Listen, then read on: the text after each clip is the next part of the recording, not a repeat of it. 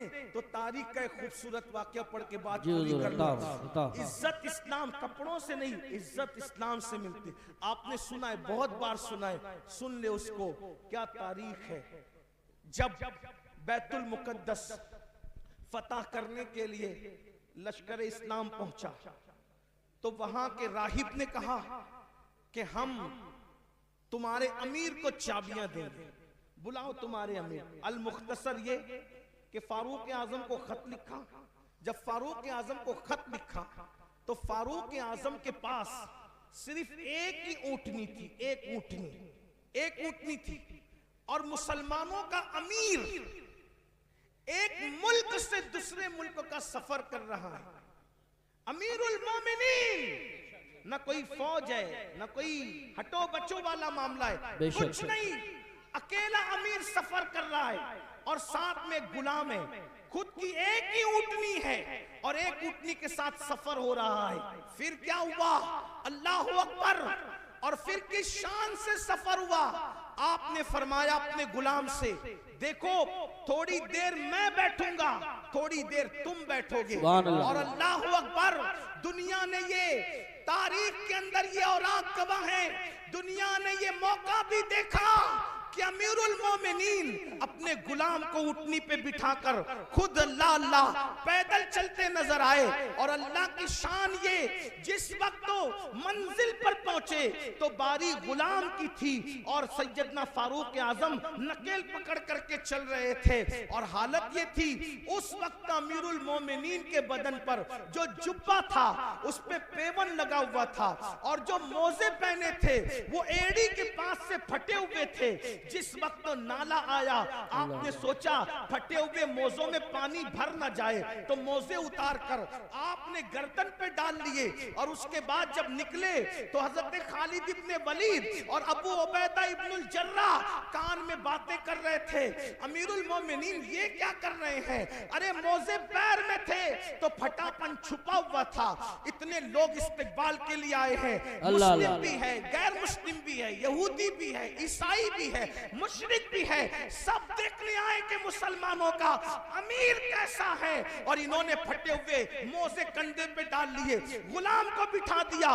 लोग इस्तिकबाल करने के लिए आगे बढ़े। उनको यूं लगा कि जो नकेल पकड़ के चल रहा है वो गुलाम है और जो सवारी पे बैठा है वो इमाम है। लेकिन जब इस्तिकबाल के लिए लोग आगे बढ़े जो नहीं पहचानते थे तो खालिद इब्ने वलीद और अबू उबैदा इब्नुल जर्राह ने कहा, वो आका नहीं है हमारा, ये हमारा अमीर तो ये है जो नकेल पकड़ के चल रहा था। तो लोगों ने पूछा इसको क्या हो गया, तो तब बताया गया इनकी मिल्कियत में एक ही ऊँटनी थी और गुलाम को साथ लाए। तो इंसाफ का तकाजा ये था कि जितनी देर ये बैठेंगे उतनी देर गुलाम भी बैठेगा और जितनी देर गुलाम पैदल चलेगा उतनी देर ये पैदल चलेंगे। और बारी इसकी थी, अल्लाह अकबर। चुपके से किसी जवान ने कान में कहा, अमीरुल मोमिनीन इतने लोग इस्तिकबाल के लिए आए हैं, पेवन वाला जुब्बा पहना है, फटा हुआ मोजा कंधे पे डाल लिया है, आपने क्या किया।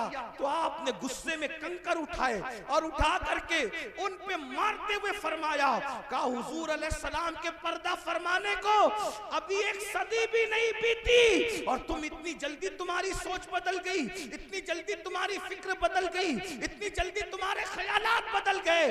फरमाया वल्लाह हमें इज्जत कपड़ों की और सवारी की वजह से नहीं मिली है, हमें इज्जत इस्लाम की वजह से मिली है, नबी की वफादारी की वजह से मिली है। जब तक हम इस्लाम का दामन पकड़े रहेंगे और हुजूर से वफादारी करते रहेंगे उस वक्त तक अल्लाह हमें इज्जत अता फरमाता है।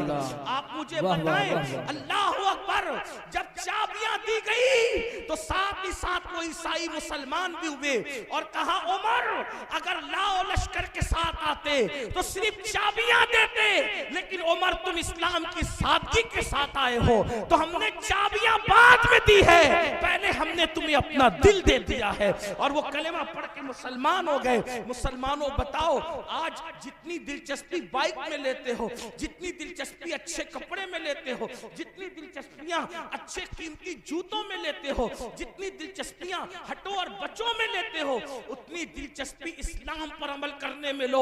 फटे कपड़े पर भी तुम्हें इज्जत मिलेगी, अल्लाह अकबर, पैदल चलने पर भी तुम्हें इज्जत मिलेगी, तुम्हें वकार मिलेगा। गुर्बत के बावजूद भी दुनिया तुम्हारे कदमों में अपना सर रखने पे मजबूर हो जाएगी। अल्लाह अल्लाह, मुझे बताओ सरकार गरीब नवाज के पास कौन सी दौलत थी, कौन सी हुकूमत थी, कौन सी ताकत थी, मगर खिलजी से लेकर अकबर आजम तक सब गरीब नवाज के कदमों में अपना सर रख करके बता रहे हैं अल्लाह अकबर। बादशाह शान वाला नहीं होता, जिसके पास दीन होता है वो शान वाला होता है। इसलिए ये दिमाग से भूत निकाल दो। बैठ के पानी पिएंगे तो जलील होंगे, एयरपोर्ट पर नमाज पढ़ेंगे, सफर में नमाज पढ़ेंगे, अल्लाह अकबर, तो जलील होंगे। नहीं, मुसलमान सच्चे नहीं है इसलिए जलील हो रहे, और जमीन पे जलील हो रहे हो, जमीन के अंदर भी जलील होने के लिए तैयार रहो। इसलिए सच्चे मुसलमान बनो। दीन का दामन जिसने पकड़ लिया उसको इज्जत ही मिली, उसको कामयाबी ही मिली, उसे वकार ही मिला। आज की इस महफिल में आपको पैगाम दिया जाता है, दीन को सीने से लगाओ, कुरान की तालीम को आम करो। दस्तारबंदी का जलसा है, कुरान की तालीम को आम करो। अपने बच्चों को इतना इल्म दो कि तुम्हारे बच्चे फर्ज उलूम क्या है, ईमान क्या है, कुफ्र क्या है, दीन क्या है, दीन के खिलाफ क्या है, सब तुम्हारे बच्चों को आना चाहिए। हमारे बच्चों को तो कलमा भी नहीं आता, हमारे बच्चों को तो गुस्ल करना भी नहीं आता, हमारे बच्चों को तो इस्तिंजा का तरीका भी नहीं आता। इसलिए जितने उलूम फर्ज है, एक मुसलमान को जितना इल्म सीखना फर्ज है, इतना इल्म अपने बच्चों को दो, अपनी बच्चियों को दो। और साथ ही साथ दुनियावी तालीम पर भी मेहनत करो।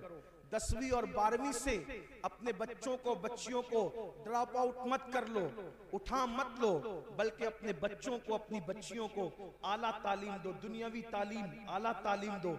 इतनी अच्छी तालीम दो कि आपके बच्चा, कोई भी बच्चा डिग्री के बगैर न रहने पाए। हर बच्चे को डिग्री दो। आप कहते हैं नौकरी नहीं मिलती, हम नौकरी के लिए बच्चों को नहीं पढ़ाते, हम अच्छा इंसान बनाने के लिए बच्चों को पढ़ाते हैं। अपने खर्चे कम करो, अपने अखराजात कम करो। हर महफिल का हमारा पैगाम ये है, इल्म पे मेहनत करो। और एक पैगाम ये भी है, शादियों में लाखों करोड़ों खर्च करने की बजाय वो लाखों रुपये जो वो स्कूल कॉलेजेस बनाने पे खर्च करो। मस्जिदों के मीनार बहुत ऊंचे बनाकर करोड़ों रुपया खर्च करने की बजाय वो करोड़ों रुपये तालीम गाहों पे खर्च करो। क्योंकि मस्जिद का ऊंचा मीनार हमारा कोई फायदा नहीं कर सकता, लेकिन अगर हमने तालीम गाहें मजबूत बनाई तो उससे अच्छे इंसान पैदा होंगे। हमारे यहाँ इमारतों की अहमियत नहीं है, हमारे यहाँ अच्छे इंसानों की अहमियत है। तो दानिशगाहें बनाओ। और मुसलमानों को अल्लाह ने इतनी दौलत से नवाजा है कि एक एक मुसलमान एक एक इदारा बना सकता है। बल्कि जो मालदार है, मैं तो उनको मशवरा देता हूँ कि 4 फैक्ट्री डालने की बजाय 3 फैक्ट्री डालो, और 1 फैक्ट्री की बजाय एक अच्छा स्कूल बनाओ। क्योंकि स्कूल अच्छा बिजनेस भी है और अच्छी कौम की खिदमत भी है। ऐसा नहीं कि स्कूल से पैसा नहीं कमा सकते, स्कूल से भी आप पैसा कमा सकते हैं, लेकिन अच्छा क्या होगा कि तालीम भी आम होगी और आपका अच्छा बिजनेस भी होगा। बहुत मालदार लोग हैं आपके आसपास में, बहुत मालदार। भाई जलसे पर जब आप लोग लाखों रुपया खर्चा करते हो तो इमारतों पे क्यों नहीं खर्च कर सकते? मैं समझता हूं कि मुरादाबाद जिला में जितने जलसे होते हैं, अगर उसका साल का आप तखमीना निकाल लें तो अरबों रुपए जाएंगे, करोड़ों नहीं अरबों रुपए जाएंगे। मेरी अपनी मालूमात के मुताबिक कोई शब ऐसी नहीं गुजरती जब इतना बड़ा जलसा आपके यहाँ नहीं होता। रोज जलसे होते हैं, रोज होते हैं जलसे। तो आप लाखों रुपए जो जलसों पे खर्च करते हो, मैं ये नहीं कह रहा कि जलसे बंद कर दो, ऐसा नहीं, मेरी बात का बुरा मत मानना, गलत मतलब मत निकाल। जलसे करो, जलसे करो, लेकिन जलसे से ज्यादा अहमियत इमारतें बनाओ, तालीम को आम करो। लोग तालीम महंगी कर रहे हैं, तुम तालीम सस्ती करो ताकि अपने बच्चों को हर बंदा पढ़ा सके। अपने बाप के नाम से, अपने बाप के नाम से मस्जिदों में कुरान रखने की बजाय अपने बाप के नाम से बच्चों की फीस भर दिया करो इसाले सवाब के लिए। इसलिए कि इन उलमा से पूछो कि जब मस्जिद में अब्बा के इसाले सवाब के लिए कुरान रखते हैं वो बरसा बरस हो जाते, सैकड़ों कुरान थप्पी में रखे हुए हैं, कोई उनको हाथ तक नहीं लगाता। मस्जिद के अंदर 10-20 कुरान के सिवा और ज्यादा कुरान की जरूरत नहीं है, इसलिए कि तिलावत करने वाले कितने हैं। बड़ी माजरत के साथ मैं किसी की बेइज्जती नहीं करने आया, लेकिन मेरे भाइयों दीनदार लोग भी मस्जिद में कुरान खोल के कुरान नहीं पढ़ते, ये हालात हैं। तो फिर आप अपने अब्बा के इसाले सवाब के लिए कुरान क्यों मस्जिद में रखते हो? वो तो थप्पी में रखे होते हैं ना। तो आप इसाले सवाब के लिए ये भी कर सकते हो। आप उलमा से पूछिए, उलमा बताएंगे मेरी बात की। अगर ये तायद करें तो करें, अच्छी बात है, नहीं कर सकते अगर ये तायद तो ये मेरी इस्लाह कर दें। इसाले सवाब का मतलब क्या है? कोई भी सवाब का काम करो और उसका इसाल किसी की भी रूह को कर दो तो उसको सवाब तो मिलेगा। तो अपने अब्बा के लिए आप चने तकसीम करने की बजाय आप अपने अब्बा के इसाले सवाब के लिए कलम तकसीम करो ना। आप अपने अब्बा के इसाले सवाब के लिए किताब तकसीम करो ना। आप अपने अब्बा के इसाले सवाब के लिए कापियां तकसीम करो ना। ये भी तो इसाले सवाब की एक शक्ल है। अपने अम्मा के इसाले सवाब के लिए कपड़े तकसीम करने की बजाय अपने स्कूल के बच्चों को यूनिफॉर्म तकसीम करो, ये भी तो हो सकता है। थोड़ा सोच बदलो, ख्याल करो। देखिए एक बात मैं आपको बताऊं, आपको एक बात तवील हो रही, लेकिन एक बात बताऊं। एक बादशाह के दौर में हौस पर सिपाही लोग पहरे देते थे और नस्लन बादा नस्लिन वो चलते आ रहा था। सिपाही वहां खड़े रहते थे, हौस पे पहरा देते थे, खड़े रहते थे, हौस पे पहरा देते थे। तो बादशाह लोग बदलते रहे लेकिन हौस पे पहरा कायम रहा। एक दिन बड़ा होशियार बादशाह आया, उसने बोला कि ये जो पिछले सब चले आ रहे हैं ना, तो उसी के अंदर हम घूम रहे हैं, तो कुछ सही भी कर रहे हैं, कुछ गलत भी कर रहे हैं। भाई हालात और जमाने के तहत कुछ सेट करो ना। तो उसने सब फेरिस्त बनाई, यहाँ सिपाही क्यों खड़े रहते हैं, वहां क्यों खड़े रहते हैं वहां। तो हौस की बात है तो पूछा ये हौस पे सिपाही सदियों से क्यों खड़े रहते हैं। तो बोले हजरत पता नहीं क्यों खड़े रहते हैं एक सिपाही। तो बोले कि हटाओ उसको, जब कुछ काम ही नहीं है वहां तो हटाओ। तो पूछा जब बड़े बुजुर्गों से कि यहाँ सिपाही क्यों खड़े रहते जबरदस्ती का। अभी जबरदस्ती है, एक दौर था कि तुम्हारे खानदान की औरतें उस हौज में गुस्ल करने जाती थी, तो कोई अजनबी मर्द वहां न चला जाए इसलिए वहां सिपाही खड़े करते थे। अब तो हम्माम बन गए ना, तो अब हौज में गुस्ल करने की जरूरत ही नहीं है। तो औरतें तो गुस्ल के लिए बंद हो गई मगर सिपाही बराबर खड़े हैं। तो इसका मतलब यह है कि अपनी ताकत जाय हो रही है ना। इन सिपाहियों को यहां से हटा कर कहीं और लगाओ। तब हर बंदा क्या कर रहा है कि मैं अपने अब्बा के लिए कुआं ही खुदवाऊंगा, मैं अपने अब्बा के लिए क्योंकि कुआं खुदवाने का जिक्र हदीस में आया है। अल्लाह के बंदो बिल्कुल कुआं खुदवाने का जिक्र हदीस में आया है, लेकिन हदीस में क्यों आया है इन उलमा से पूछो। हदीस में क्यों आया है इन उलमा से पूछो। तो कहा क्यों आया है भाई, असल में हदीस में इसलिए आया कि उस दिन जिस दिन हजरत साद ने पूछा था कि मेरी माँ का इंतकाल हो गया, मैं उसके इसाले सवाब के लिए क्या कर सकता हूँ, तो उस वक्त तो मदीने वालों को पानी की बहुत जरूरत थी। तवज्जो है आपकी, उस वक्त मदीने वालों को पानी की बहुत जरूरत थी।